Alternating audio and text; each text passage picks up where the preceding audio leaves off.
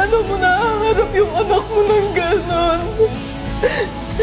Sa tuwing ginaganon mo yung anak mo, saan ka kamukuha ng lakas ng loob para harapin siya ng ganon? Sa araw-araw, ikaw ang kasama. Ingatan mo yung mga bata kasi ay natanda ng pagsasama natin anong ginawa mo. Bakit buhay nasak? Hindi ko akalaan sa maling pag-aharap natin sa eksam ganito. Naalala, simula pinanganak yun, ikaw ang nagpapalit ng diaper. Ha? Sa tuwing naiyak yun, kinakarga mo para matahanin. Hindi mo ba naaalala yun tuwing ginaganon mo ang anak mo? Na kapag may nangaaway sa anak mo, pinagtatanggol mo. Bakit sa anak mo ba?